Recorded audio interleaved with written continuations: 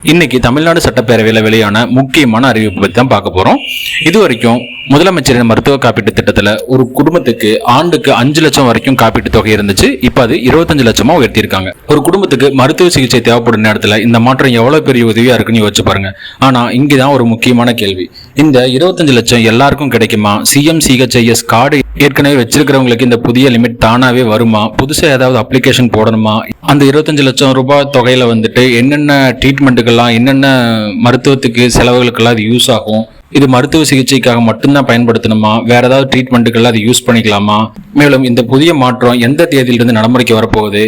இப்படிங்கிற இந்த கேள்விகளுக்கெல்லாம் தான் இந்த வீடியோ மூலமா நம்ம பார்க்க போறோம்.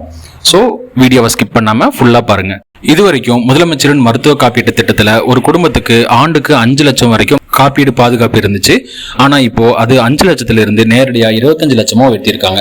ஒரு குடும்பத்துக்கு மருத்துவ சிகிச்சை தேவைப்படும் நேரத்துல இந்த மாற்றம் எவ்வளவு பெரிய உதவியா இருக்குன்னு யோசிச்சு பாருங்க. தமிழ்நாட்டில் தகுதியான குடும்பங்களுக்கு மருத்துவ சிகிச்சை செலவுகளில் உதவி செய்யும் முக்கியமான திட்டம் தான் முதலமைச்சரின் விரிவான மருத்துவ காப்பீட்டு திட்டம், அதாவது CMCHIS.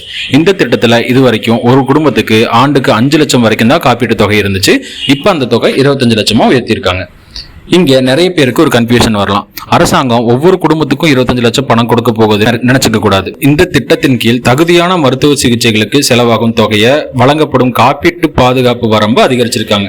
ஆனா புதிய எலிஜிபிலிட்டி ரூல்ஸ், இம்ப்ளிமெண்டேஷன் டேட், அதாவது எப்ப இருந்து நடைமுறைக்கு வரப்போகுது, கிளைம் ப்ரொசீஜர், இது எப்படி எல்லாம் கிளைம் பண்ணணும், நம்ம கவர்மெண்டல் ஹாஸ்பிட்டல்ல மட்டும் பண்ணலாமா, இல்ல எந்தெந்த ஹாஸ்பிட்டல் எல்லாம் கவர் ஆகும், நடைமுறை விவரங்கள் அதிகாரப்பூர்வமா வெளியான பிறகுதான் யாருக்கு எப்படி இந்த 25 லட்ச ரூபாய் கவரேஜ் ஆகுங்கிறத உறுதியா சொல்ல முடியும்.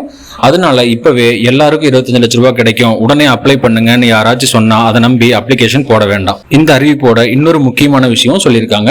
திருநங்கையர்களுக்கு மருத்துவம் மற்றும் அவசர சிகிச்சை சேவைகள்ல 7 அரசு மருத்துவக் கல்லூரி மருத்துவமனைகளில் வந்துட்டு CMCHIS கீழே விரிவுபடுத்தப்படும் சொல்லியிருக்காங்க. இதனால குறிப்பிட்ட மருத்துவ சேவைகள் இன்னும் விரிவா கிடைக்க வாய்ப்பு உருவாகி இருக்கு.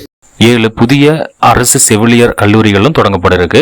அதே மாதிரி புற்றுநோய் சிகிச்சைக்காகவும் ஒரு முக்கியமான திட்டம் அறிவிச்சிருக்காங்க. முதலமைச்சரின் புற்றுநோய் பராமரிப்பு இயக்கம் என்ற பெயரில் புற்றுநோய்களை ஆரம்பத்திலேயே கண்டுபிடிக்கவும் தரமான சிகிச்சை வழங்கவும் நடவடிக்கை எடுக்கப்படும் சொல்லியிருக்காங்க. இதுக்காக 673 கோடியே 44 லட்சம் மதிப்பீட்டில் பல்வேறு பணிகள் மேற்கொண்டு இருக்காங்க.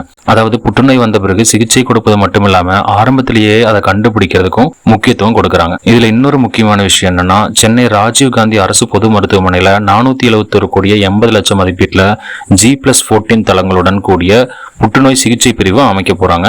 அதே போல மதுரை ராஜாஜி மருத்துவமனையிலையும் 84 கோடி மதிப்பீட்டில் G+18 தளங்களுடன் கூடிய மண்டல புற்றுநோய் மையமும் தொடங்கப்பட இருக்கு.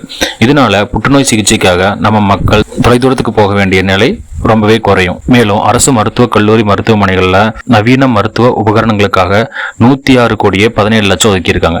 இதுல ரேடியோ கதிர்வீச்சு சிகிச்சை, LINAC போன்ற நவீன சிகிச்சை வசதிகளும் நவீன கருவிகளும் சேர்க்கப்பட்டிருக்கு. 1.22 லட்சம் பெண்களுக்கு HPV DNA பரிசோதனையும், மருத்துவர்களுக்காக பயிற்சியும், நோயாளிகளுக்கு ஊட்டச்சத்து ஆதரவு போன்ற விஷயங்களுக்காகவும் 2 கோடியே 77 லட்சம் ஒதுக்கியிருக்காங்க. மொத்தமா பார்த்தா மருத்துவ கல்லூரிகளில் புது இடங்கள் உருவாக்குவதிலிருந்து புற்றுநோய்க்கான நவீன சிகிச்சை, ஆரம்பகட்ட பரிசோதனை, மருத்துவ வசதிகளை மேம்படுத்துறது வரைக்கும் பல முக்கியமான அறிவிப்புகள் இன்னைக்கு வெளியாக இருக்கு.